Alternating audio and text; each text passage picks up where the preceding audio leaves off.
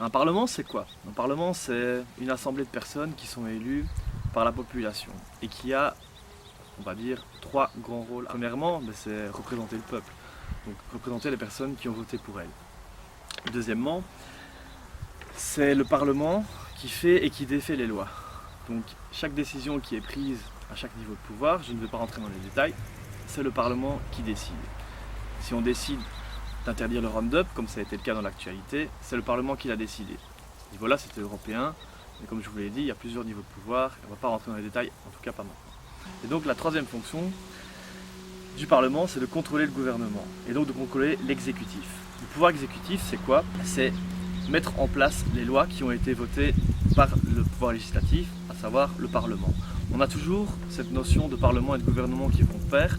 Pourquoi? Parce que l'un contrôle l'autre, et l'autre est soumis à l'approbation et à la bonne volonté de l'autre. Pour reprendre l'exemple du Roundup, vous avez le Parlement européen qui a pris cette décision, et qu'est-ce qui s'est passé? Les gouvernements de chaque État, que ce soit le gouvernement belge via Charles Michel, ou le gouvernement français via Macron, qui ont été obligés d'accepter cette mesure prise par le Parlement européen. Le Parlement, je vous rappelle, c'est le peuple, donc c'est vous, c'est les personnes qui votaient, qui ont voulu cette notion.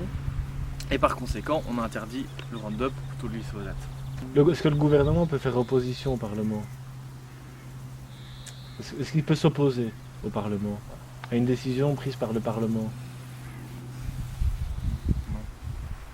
Non. Donc, le Parlement est tout à fait souverain, et c'est ce qui caractérise les régimes parlementaires qu'on a ici en Europe.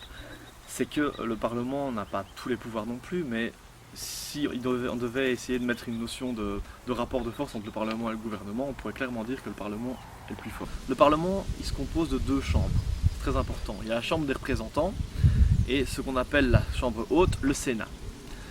La Chambre des représentants, c'est l'organe le plus démocratique, on va dire, en Belgique, de par le fait qu'il est élu au suffrage universel direct. Le jour de l'élection, vous vous levez le matin, vous prenez votre bulletin de vote, vous avez les différentes listes avec les différents noms, et si vous mettez une petite croix ou si vous rougissez le rond à côté du prénom, vous donnez votre voix à cette personne pour qu'il soit parlementaire. Et s'il en a suffisamment, évidemment, il sera désigné comme parlementaire. Par contre, au Sénat, ce n'est pas le cas. Le Sénat, c'est 60 membres, mais qui ne sont pas élus par le peuple, par vous et moi, ils sont élus par les 150 personnes issues de la Chambre des représentants. Donc si vous voulez, le Sénat, il est élu par ses pairs, en tout cas par d'autres députés. La Chambre des représentants en Belgique, elle a aussi une certaine clé de répartition qui est faite entre francophones et néerlandophones. Donc 68 francophones, 82 néerlandophones, parce qu'ils sont plus nombreux.